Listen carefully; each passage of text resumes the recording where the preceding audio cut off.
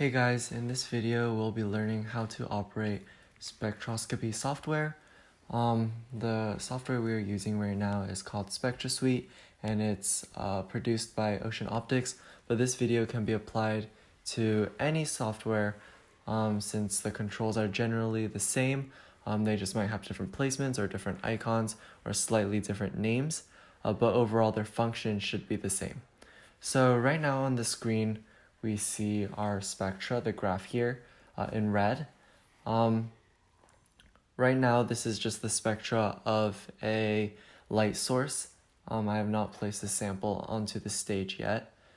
So you see right here on the x-axis, we have wavelength in nanometers. So this is basically just the wavelength of light that we are measuring. And on the y-axis, we have intensity. This is just basically a count of photons. So any point on here, xy, would be the number of photons measured of a certain wavelength of light. So next we look at some of the controls. On the most top part, we have integration time. Integration time is basically the same thing as shutter speed in a camera. So it will determine the period of time over which the light is detected, and then we'll add up all the photons over that time.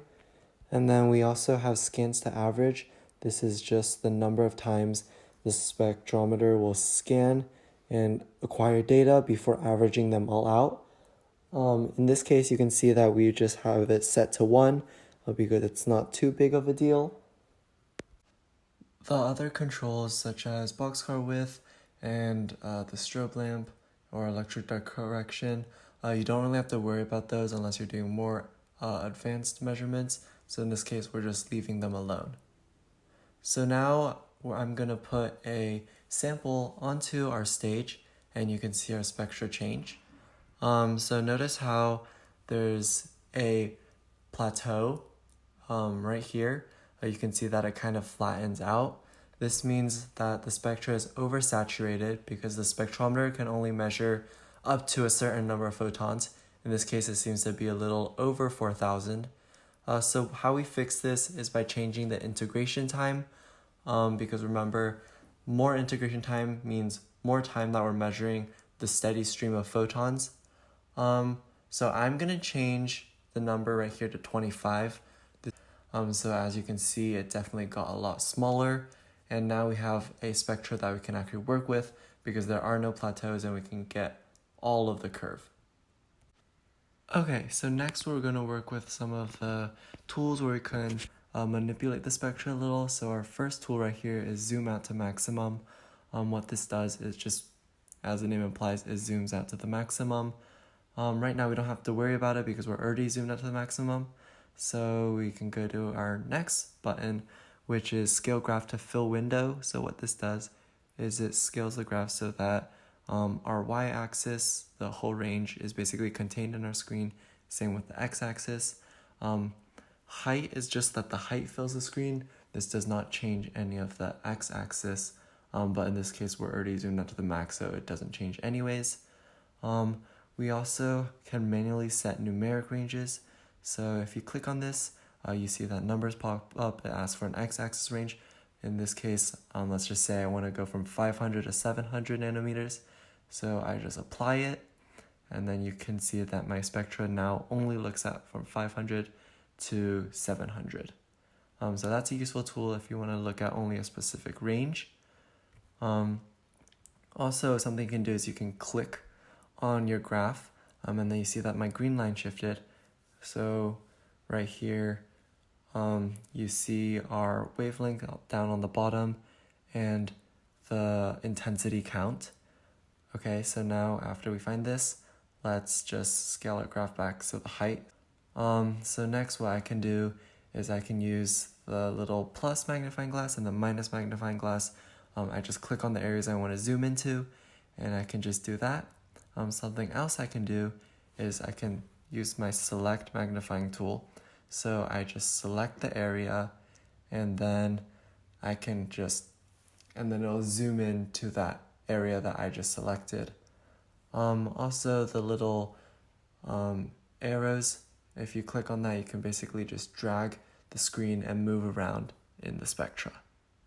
Some of our other tools right now, we have a gray light bulb. So what this does is basically it stores background light and then it deletes it from your spectra.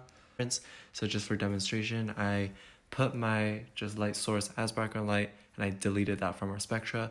So now you can see our spectra is really small and it looks kind of weird or different. So the next we have like the SATRI. These are just different controls.